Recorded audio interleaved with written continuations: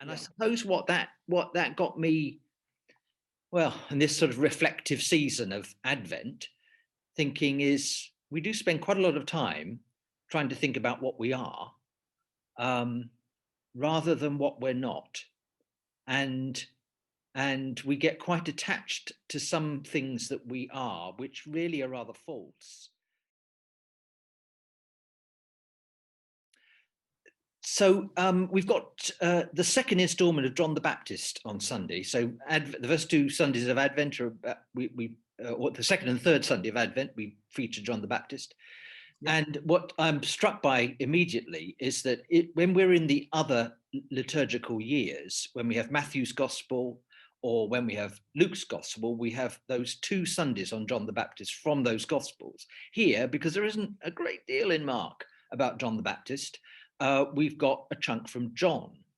Yeah. And in John's Gospel, so in that first chapter, what he does in engaging with John is sort of spread it over 3 days, and three different things happen on those 3 days. So on the first day, which is the day we've got for our readings, apart from the very few verses from early on in that chapter, in the first day, it's about John the Baptist, who is John the Baptist. The second day, it's about John the Baptist on who is Jesus. And the third day is about being a disciple. And you've got that Jesus's first words to those the disciples of John the Baptist, who then start to follow Jesus, who says, "What are you looking for?" Which, of course, are the words that Jesus says to Mary Magdalene at the tomb. Yeah. Whom are you seeking? And so we've got the first day for Sunday, and when it's focusing on John the Baptist himself, what we get is who he isn't. So he's not the light, he's not the Messiah, he's not Elijah, he's not the prophet. So who is he? Well, he's the one who can't even untie the sandals of the one who's coming after.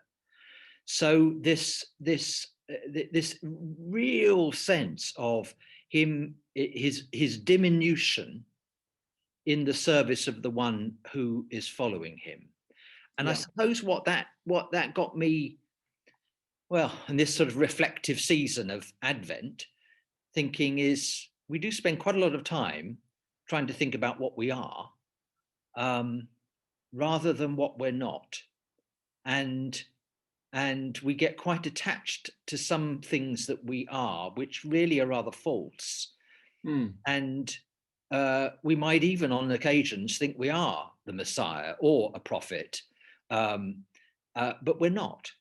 And it's a time for us to take, with a real sense of reflection and self-knowledge and humility, take a step back and say, we're not, but who we are is because of the one who comes after us, and the one who, of course, we go after.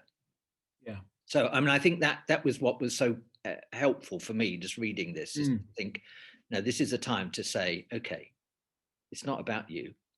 Yeah. You remind me of the Jesuit James Martin, who recalls the story of a spiritual director of his who said to him, "James, there are two pieces of good news. One, there is a Messiah. Two, it isn't you." Yeah, but I think that's absolutely right about the I ams and the I am nots that John says. Look, I'm not the Messiah. I'm not Elijah. I'm not the prophet. But there are some I ams in there as well, as you say. He is the voice. He is the baptizer with water. He is the one who is unworthy to tie the thongs of his sandals. Interestingly, though, we don't have him as the baptizer of Jesus.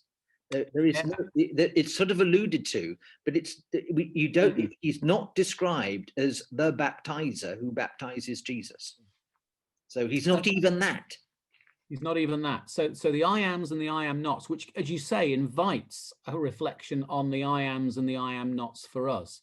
Henri Nouwen, the Dutch writer, he said there are two big lies in terms of the I ams. I am what I have, yeah, in terms of material possessions or accomplishments or whatever.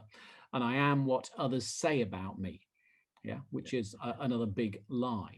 I mean, there are further lies, of course. There's the lie, I am what I do, because in this era where human agency is vaunted, we very often, praise ourselves by what we can do, or indeed what we will do.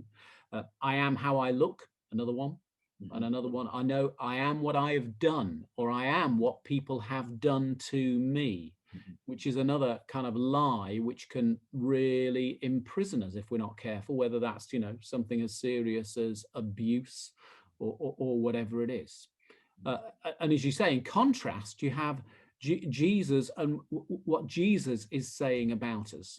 Along the lines of now on, Jesus says we are the beloved. Of course, that's the first thing. We are the beloved. And we're not only the beloved, but we are beloved so much that Jesus would not leave us where we are, but calls us to be all that we are, can be in and with belonging to him, which means following him, which, as you say, is what it goes on to talk about in John chapter 1.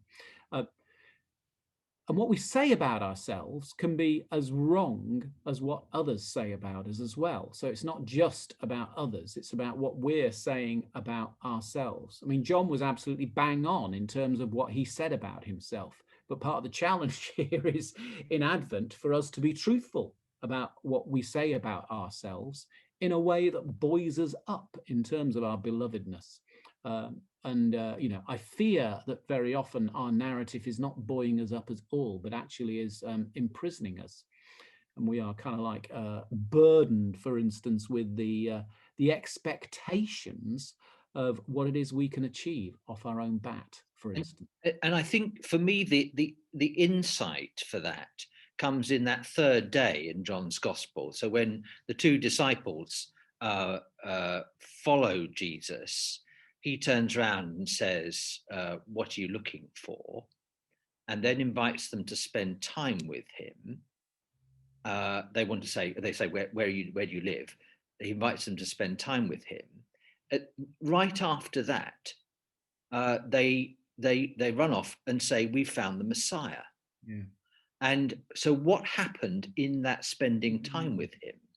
There was something that they discovered in themselves about him that buoyed them up with huge excitement. And that's where who we are comes out of who he is and our being with him. Yeah. Yeah, you remind me, there's that passage in 1 John 3, isn't it? That says that God is greater than our hearts. If our hearts condemn us, we are not listening to God. God is greater than our hearts. And if we understand and realize that, we have confidence. And what's more, we have confidence before God. So yeah, what are we listening to? Yeah. Thank you. Okay, thank you.